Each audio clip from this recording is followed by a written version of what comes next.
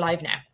Okay, well, so good afternoon, good evening, everyone, wherever you are in the world. I don't know which territories you are in. Today it's back to Haempath. We've had 2 weeks of Haempath because we had 2 weeks of external speakers.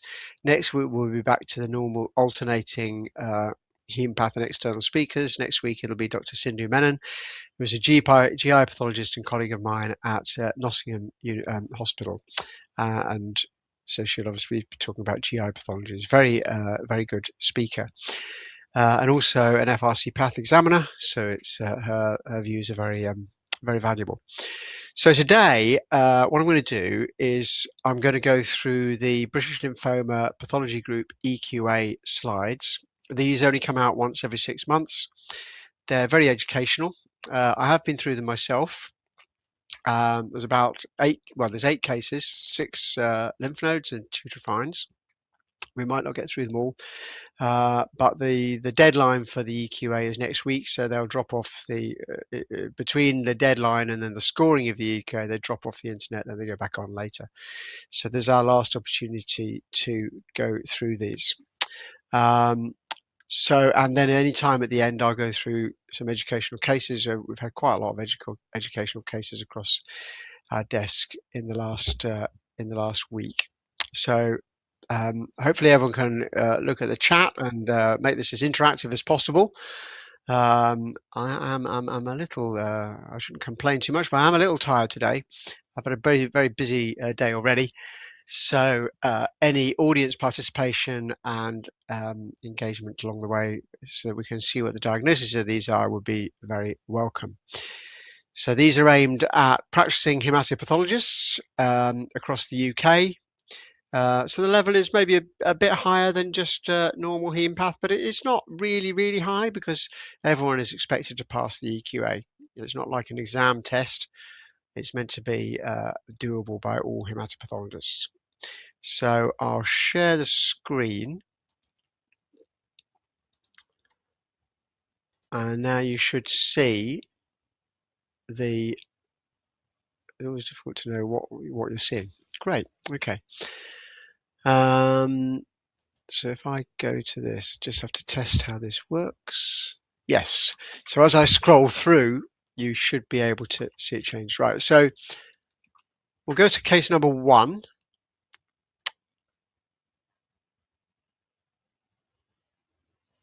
Scroll. What I'm going to do is I'm going to move this to a different screen so that I can see that everything is working okay while I'm moving, because it comes up with lots of different tabs. Okay.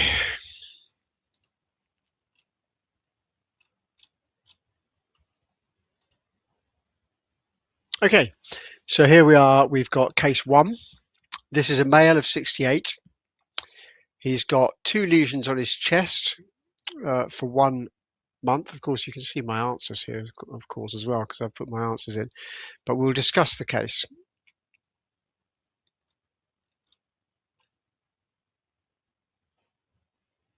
So male 68, 2 lesions on the chest for a month. So you probably, if they've just been here for a month, you kind of expect they're relatively rapidly growing. So I think I have to change the share. Yeah. So are there any comments about this lesion from anyone in the audience?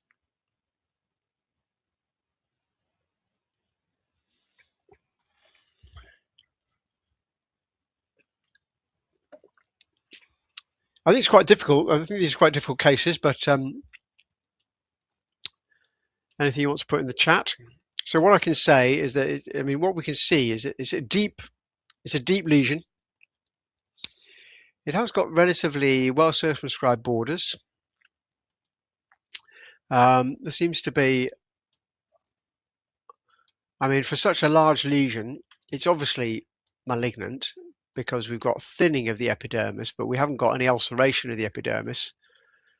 I think any non-lymphomatous or a non-lymphomatous condition would cause some ulceration of the epidermis and some acute inflammation. We haven't got any of that. We've just got this pushing proliferation of cells. I'll just call them cells for the time being without saying whether they're big or small.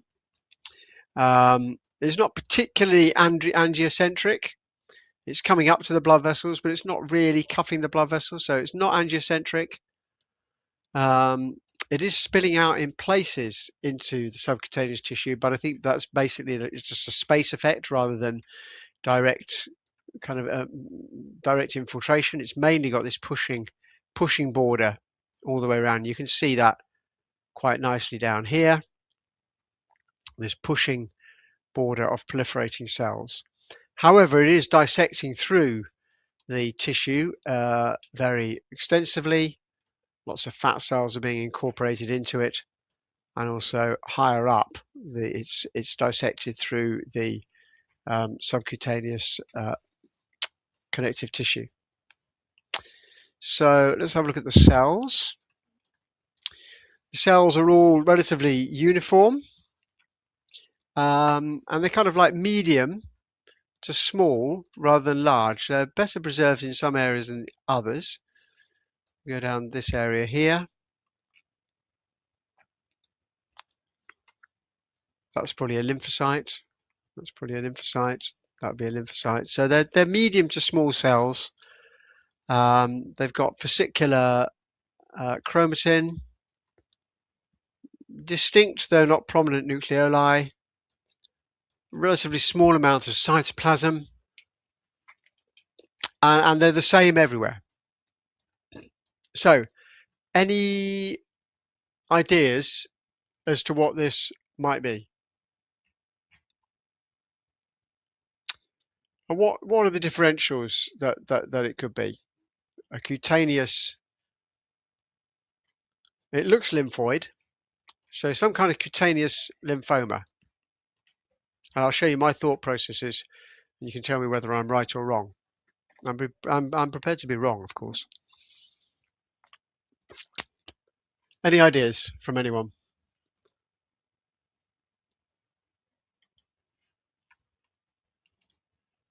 Okay, so the kind of things I thought of, the typical skin tumor is a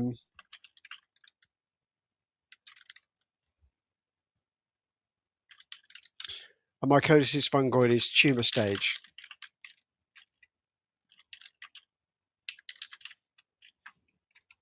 But I think against that is if you look at the epithelium, the adjacent epithelium, and the epithelium over the top, there's no infiltration of these cells into the epithelium. So I think that excludes a large group of the possible cutaneous lymphomas. So I don't think it's mycosis fungoides tumor stage. So what other cutaneous lymphomas are there? Okay, any ideas?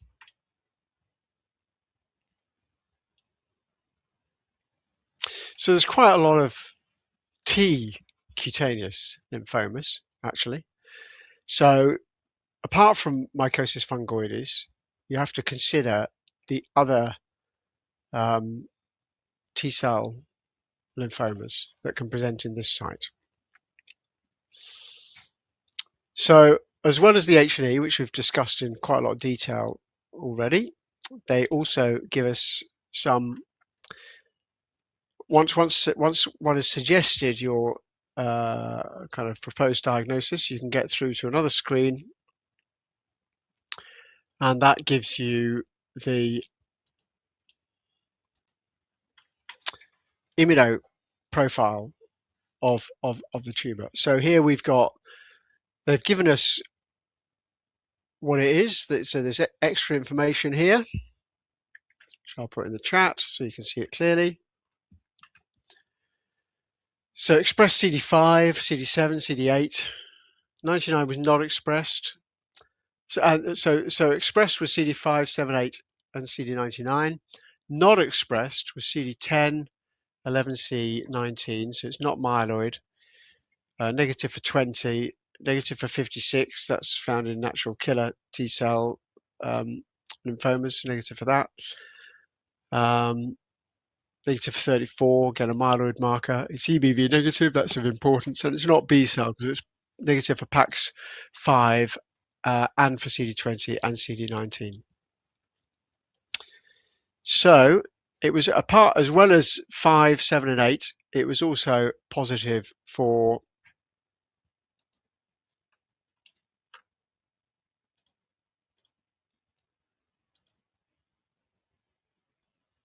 CD3. So strong staining of all the cells for CD3. Interestingly, it was positive for CD79A, which is a less mature B cell marker and can be seen in non-B lineage tumors. And importantly, it was positive for TDT. So there's a nuclear antibody, as I'm sure you're all aware, and it's relatively specific for the lymphoblastic lineage. So here we have strong nuclear positivity throughout the tumor. Just check the control to see if that's appropriate staining. Yeah, so that looks like appropriate staining. So it's got positivity for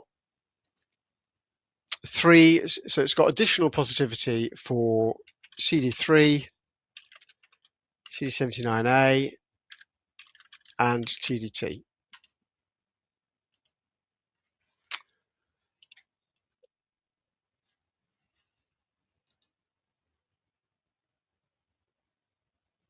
So any clues, any further clues now? So we've clearly got T cell differentiation and lymphoblastic differentiation. So any ideas now what the diagnosis is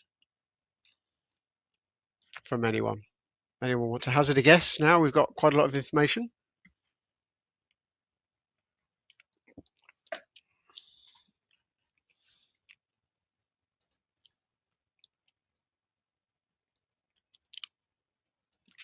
No?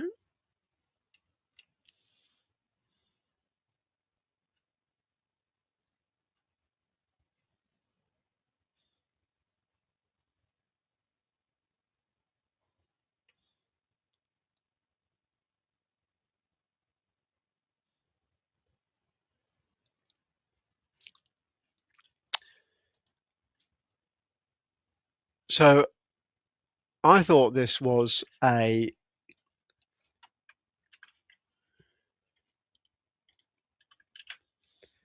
cutaneous T lymphoblastic lymphoma.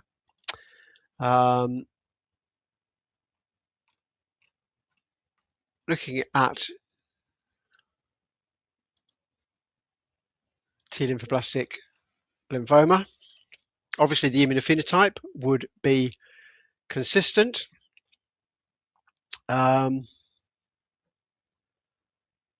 often express CD99, and not infrequently they can express CD79A in 10% of cases. So just looking at the WHO book for this, obviously it's cutaneous.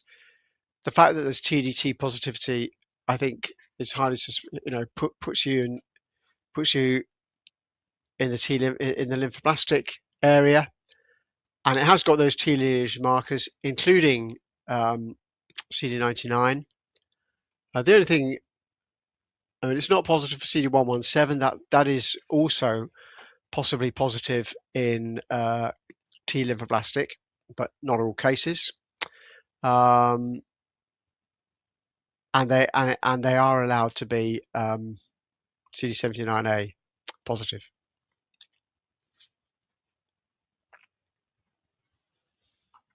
Are there any comments about that case Or anyone have any other differential diagnosis to suggest?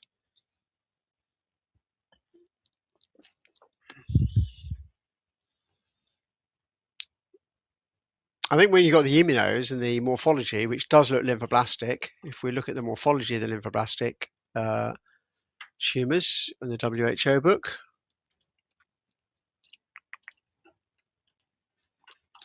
you can see that the morphology is really almost identical to what we have, a diffuse population of small to medium uniform cells.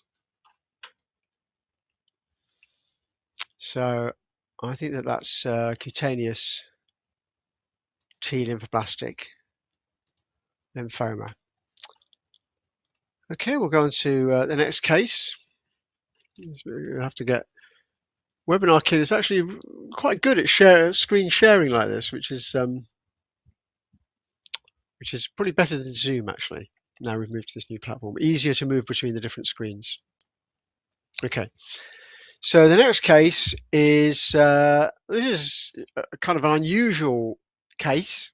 You may not see it as much in your territories. It's unusual even in the UK.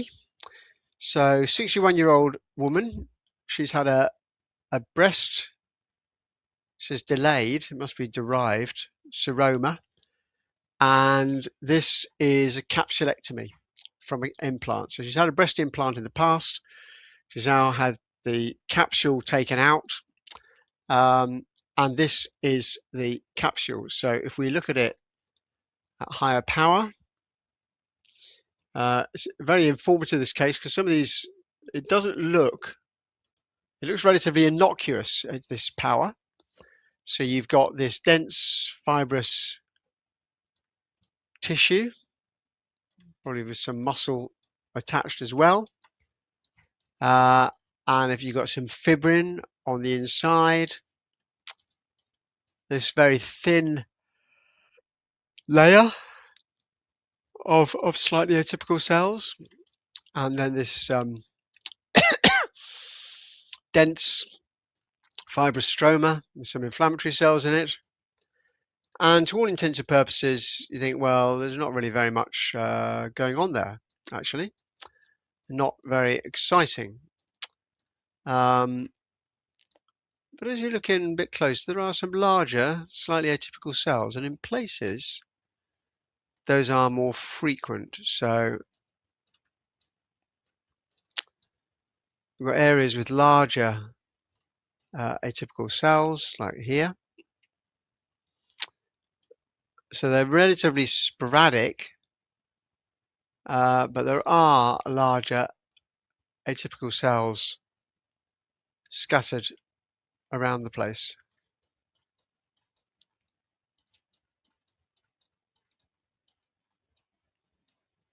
Any ideas from the audience? So the thing to remember with these is they look quite bland, but they have got these atypical cells within the stroma. Any ideas?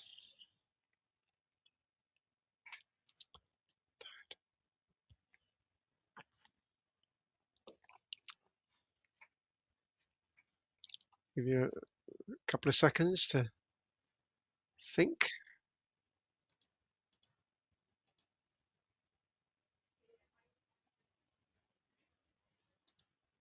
No? Okay, well, we've got some immunos, so we get additional history. Let's close some of these tabs now. I've got multiple tabs open.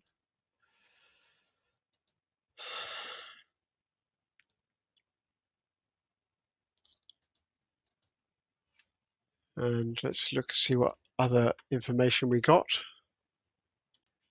So it expressed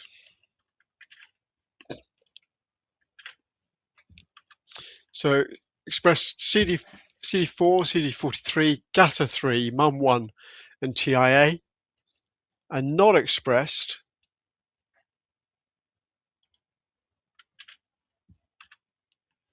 were CD2, ALK1 was negative, 3, 7, 8. So most of the T cell markers are actually negative. It was also positive for CD30. They've given us 2 immunostains for CD30. This is one of them. I'll open it up in a different share. So looking carefully into it, you can see there's some CD30 positivity in these cells which look relatively bland, but there is CD30 positivity, and they've given us 2 CD30 slides, and the other one, again, it is focal, but you've got CD30 positivity and these CD30 positive cells within it. So we've got CD30 positivity. We've also got positivity for positive for CD5. I can't remember whether it's positive for CD5 or not. Yes, it's positive for CD5. So we go to this. So it's also positive for CD5. Okay. The cells here. So I'm just trying to see where it is.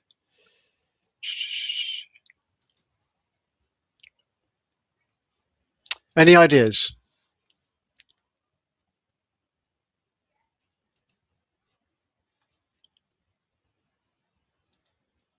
No.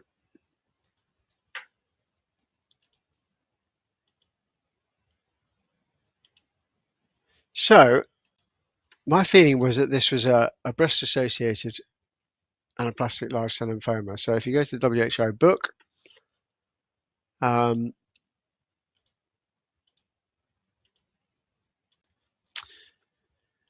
breast-associated anaplastic large cell lymphoma, very similar appearance, inflammatory infiltrating these, slightly atypical cells. They don't look that bad, and then also some cells adjacent to it. So it looks relatively bland, but then there are these kind of medium-sized malignant cells, just as we've seen in our case. Okay, yeah. Thank you, Pilar and Dilshani. Yep. Anaplastic lymphoma. Yep. I think these are uncommon. I think the clue with these is, you think anaplastic large cell lymphoma is always going to have large cells, going to be easy to spot. But in this context, it's important to look carefully in the fibrin and also at the edge of the fibrous tissue, the connective tissue. Thank you for your input. Okay, let's. Hopefully these are proving interesting. We can go on to the next case.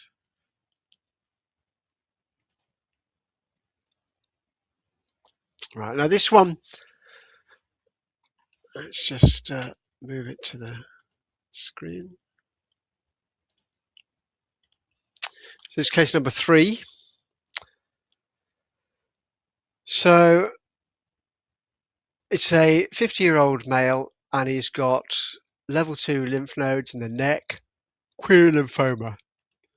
I think this is really quite a difficult case, and probably without the immunos, impossible to say what it is, except that it is lymphoma. So we've got a core of tissue, looks pretty much the same at low power all the way through. At higher power,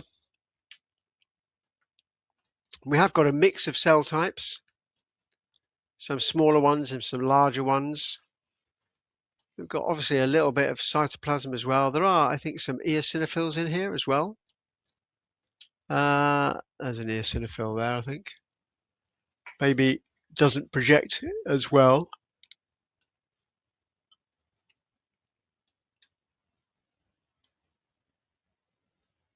But there are eosinophils in here as well as this mixture of smaller and larger cells. There are even some Hodgkin-like cells in here as well. Doesn't really look like Hodgkin's disease because there aren't many lymphocytes. What do people think about this one? I mean, it's clearly not normal lymphoid tissue, so I think we can safely say that it's a lymphoma. If it's going to be a lymphoma, we've got a mixture of cell types present and eosinophils. So that would push you towards either a T-cell lymphoma or a Hodgkin lymphoma, I think. Are there any other differentials people might have in mind for this case?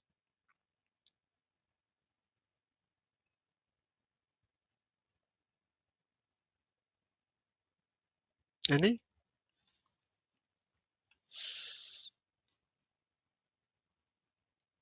I mean, really, it'd be very difficult to say what this is without, that's almost like a Hodgkin type cell.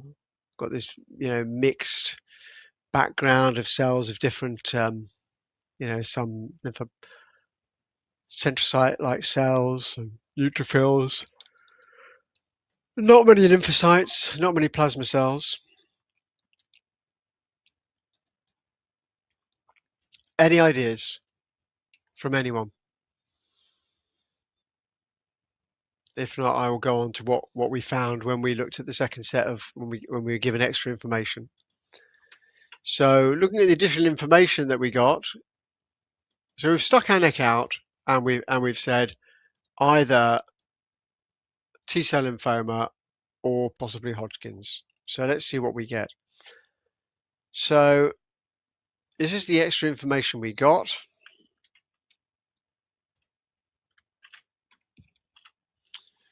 So numerous enlarged nodes in the neck.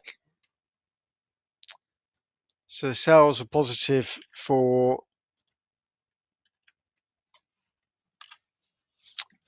CD2, CD5, MUM1, TIA, and granzyme, and negative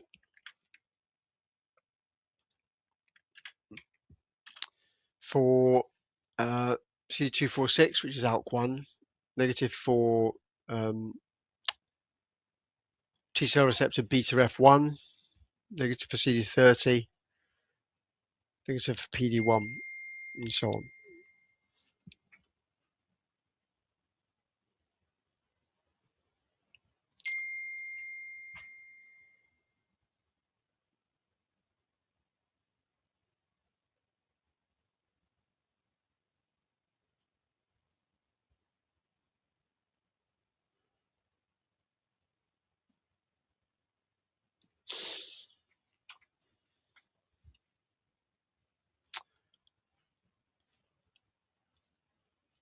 And let's just get this page up.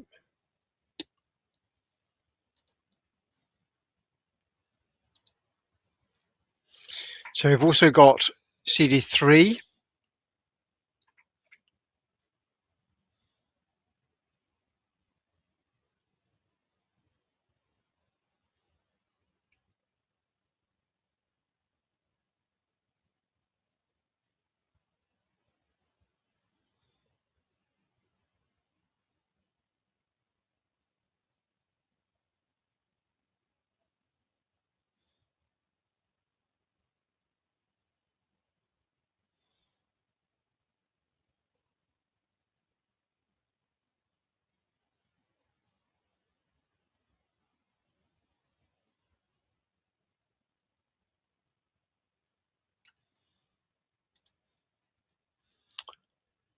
Just checking something, hang on.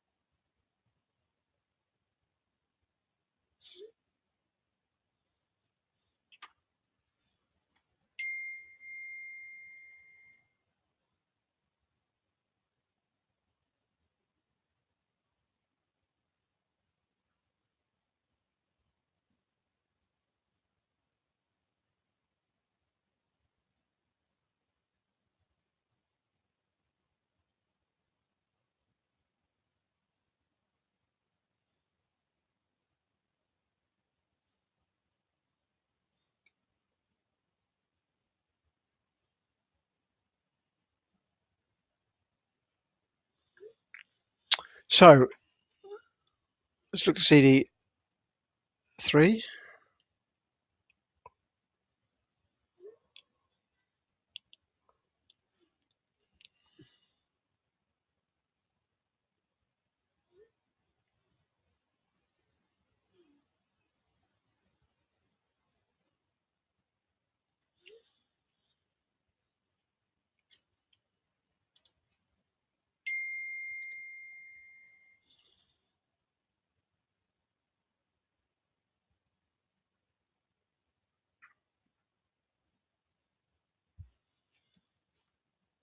So this is the CD3. I'll just open it up.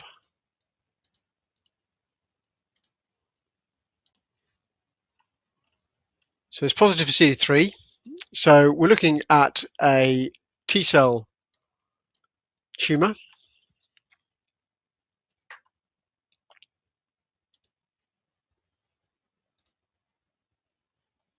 So CD8.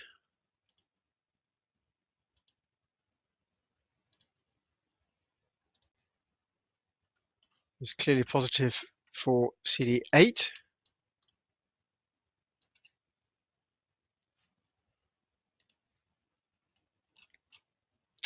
It's positive for CD4.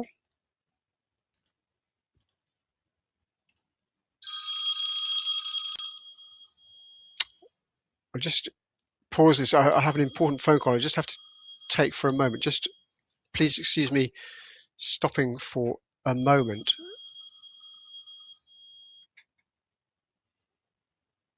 I'll phone them back afterwards. Okay, so we've got non-Hodgkin's T-cell lymphoma subtype.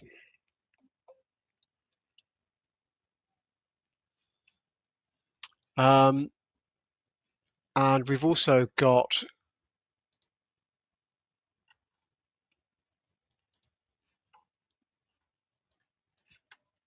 this is EBV.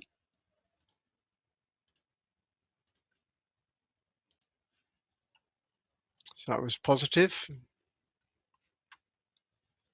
And it was also positive for TIA.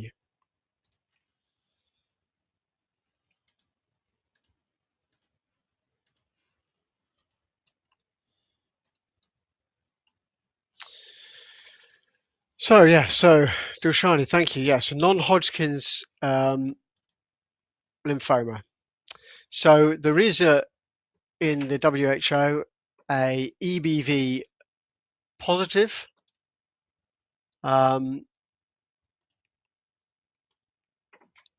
EBV positive nodal T-cell lymphoma, and I think it fits the bill for that. So I'll close some of these other tabs down.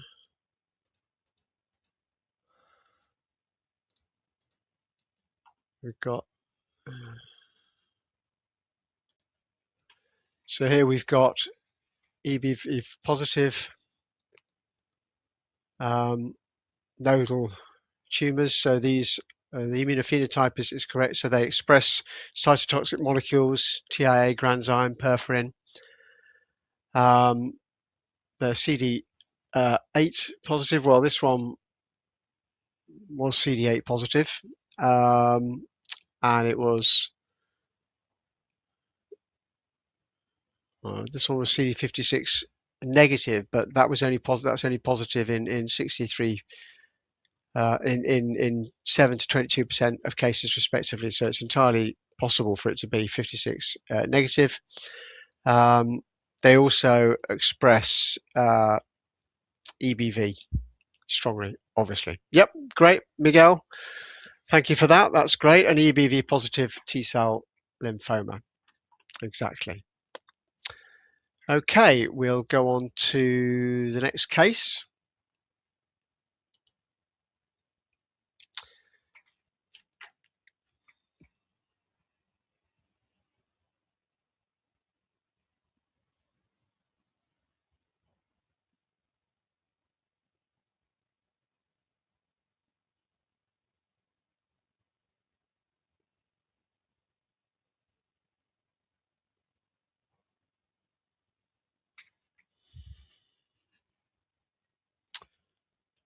So the next case, let's bring it up.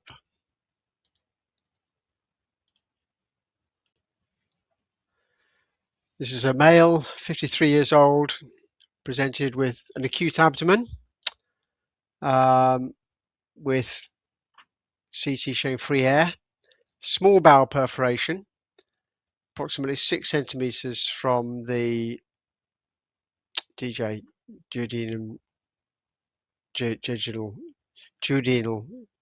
jejunal junction. Okay, so this is a small bowel resection.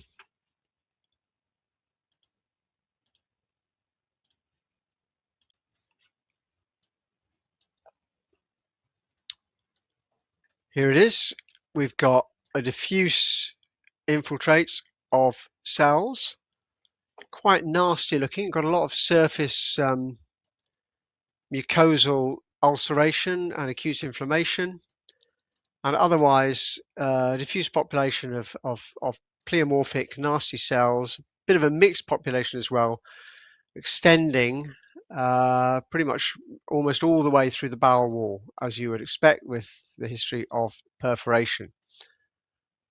The same in all, everywhere we look. If I just get back into a focused area. Quite a lot of eosinophilia as well. So any ideas what this might be? Any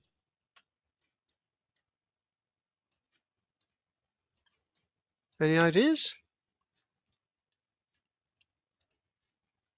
Again, we probably need to know the history.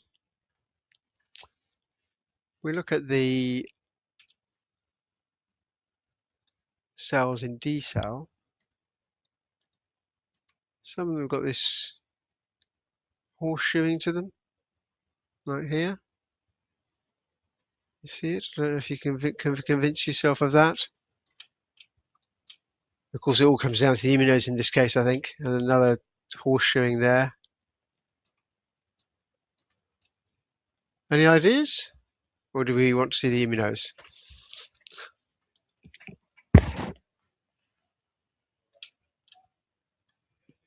Again, large atypical cells spreading great big sheets all the way through. Some of them really quite large, like this cell here. Okay, well, I'll let you see the additional information that we get, because these are really quite difficult without the additional information. So go back to that.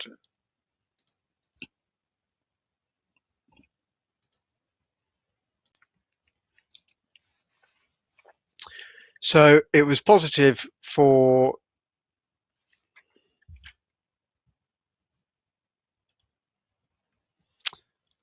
so non-Hodgkin's lymphoma, probably T-type. I agree, Miguel. I thought it was a T-cell lymphoma as well, but I think this is going to make it clearer. Now we get the extra information. So it was positive for cytotoxic markers, well, positive for TIA1, for T-cell receptor beta F, was only weak or patchy, expressed CD2. It was negative for ALK. We've also got some immunohistochemistry slides, which we can go through. So the first one, CD3.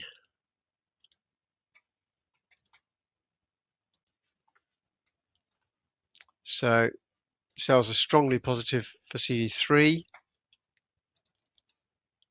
So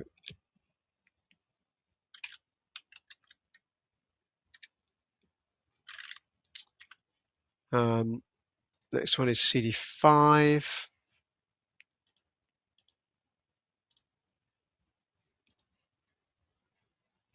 CD5 is largely negative.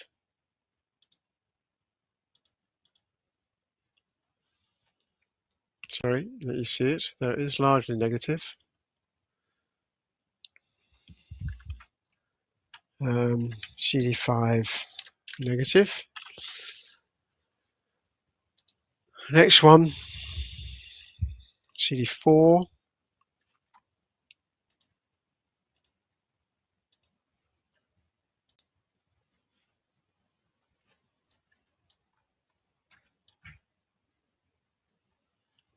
That is strongly positive, so CD4 positive.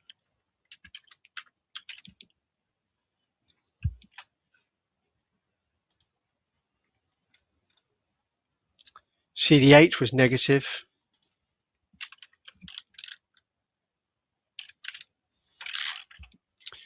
And finally, we got a CD30. I think that's finally. That's the last one. No, we also got a granzyme B. The CD30,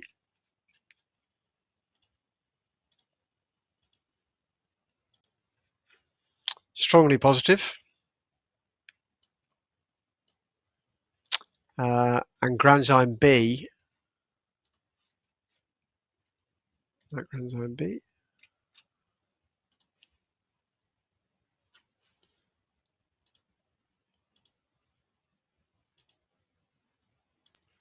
granzyme B is also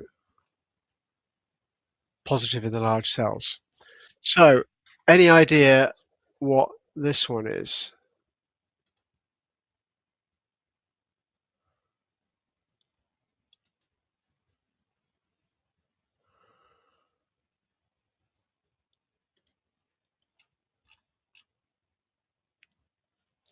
So I think the combination of the CD30 with the T cell markers and also the cytotoxic markers, I think it would be consistent with an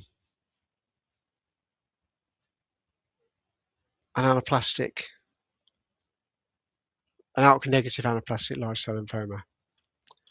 So if we go to the blue book,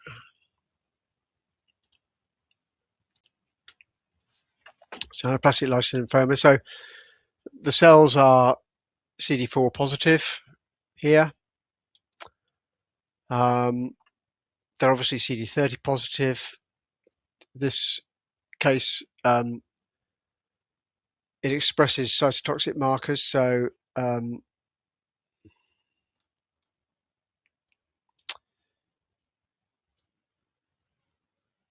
here we are. Cytotoxic and granzyme were positive. CD2 was positive. CD5, well, CD5 was negative, but CD2 and CD3 were positive. And CD8 was negative. It was only patchy or weak for T cell beta receptor, so that's usually positive in less than 20% of cases. So overall, I felt that this was consistent with an ALK-negative anaplastic large cell lymphoma. Are there any other comments on this case?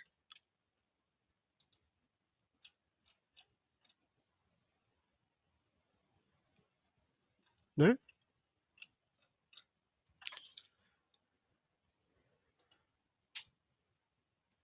Okay, so I'll just quickly go on to the next case, which I think is a bit more straightforward. Okay, yeah, so it is necessary to do the DUSP22. We would do that in all cases, Miguel. Yeah, we'd send it for that. It's not been shown in this case, but it would have been done.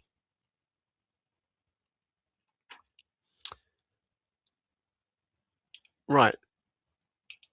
I just got two cases, but I'm actually running out of time, and I do have to. That phone call was quite important. I do need to get back to it, so I may have to finish a little bit early. I apologise. This case here, I'll just show you quickly. This was a 64-year-old male with a long-standing history of cutaneous lymphoma, which gives the clue. So mycosis fungoides can be relaxing and remitting for quite some time, and then worsening lesions, and now he has this large lesion. I think this is mycosis fungoides, and the clue compared to the first one I think, is in the histology. So we've got population of slightly grooved cells spreading all the way through, lots of eosinophils as well. But the extra clue is in the adjacent epithelium up here, where as you go down the adjacent epithelium, you begin to see groups of cells and groups of cells, and as we go further along, they become more prominent, lots of infiltrating cells further on. So we've got this epidermal involvement adjacent to this large tumor area. And I think the immunos in this case confirmed it. It was positive. Just look at the immunos quickly. So it was positive for T cell markers, and it's very unusual actually for very unusual for the EQA to be so heavily skewed towards one type of lymphoma, to have them all as T cells, but that's what they have given us this time. So it's positive for T cell markers, for a range of them, not positive for all of them, obviously. And it was positive for CD3, shown here, CD4, there was also weak CD30 positivity as well, which is down here. And I'll just quickly go to the final case. I'm sorry, I do have to finish this a little bit early this year, today. Now this one I think is rather, I'm not really quite sure what's going on with this one, because this looks too simple to me. But it's a male of 45-year-old. He's been investigated severe lung disease, recurrent papules, and recurrent ulcers. And this is the biopsy.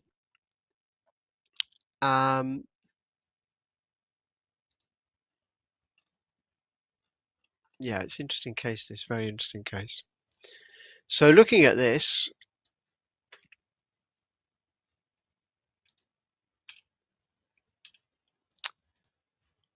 to be honest, I thought a lot of these cells look like plasma cells, like here. So I wondered whether he's got a myeloma. But a lot of them have got this kind of grooved appearance to the nuclei. I mean, it's the cytoplasm which looked a bit like plasma cell lesion in some of them, but got these grooved appearance to the nuclei, this folded appearance to the nuclei. We have also got eosinophilia. And then when you go to the immunos in this case,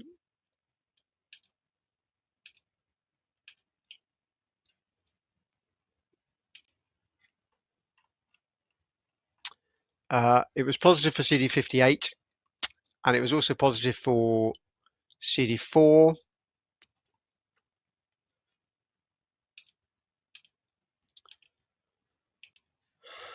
Which is here. And it was positive for CD1A.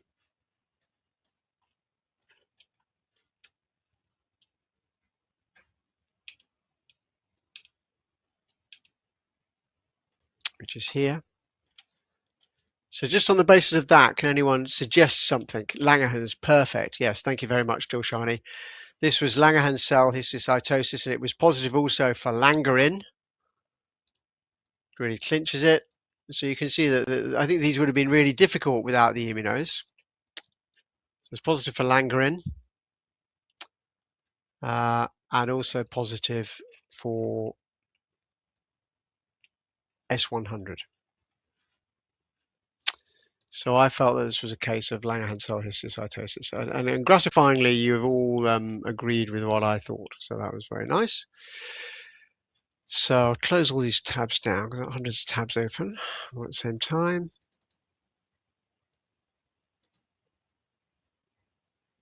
Okay, so I think I'll stop there. Are there any... I don't know how to stop the share. I've forgotten how to stop the share now. Should be the top left icon, Richard, the one that looks like a circle. Or sorry, the second one in. Right. Yeah, there we go. Okay, right. Well, thank you very much, everyone, for your time, and also for those of you who responded. That was really great. I think we're all on the same page. Hopefully you found that useful. I thought they were actually a relatively challenging set of cases. All T cells, pretty much, apart from the Langerhans, and really showed that though we can have a good idea on the morphology, I don't think you'd come to any of those. It'd be difficult to come to any of those diagnoses without the immunos. Maybe the mycosis fungoides, I think, could be done, and also the Langerhans probably as well on morphology. Are there any comments in the chat and what locations people are in? Otherwise, next week it'll be back to external speaker. It'll be my colleague, Dr. Cindy Menon. She's an excellent speaker. Thank you very much, from Peru, and an FRC path examiner. So she'll be able to give a really good talk on GI pathology. I look forward to seeing you all at the same time on the same day next week. Thank you very much also to Charlie for your continued involvement in that of Diagnexia involvement to support the programme. And thank you, everyone, and good afternoon, good evening, and good night from wherever you are in the world. Thank you very much. Thank you, Richard. Thank you, Charlie.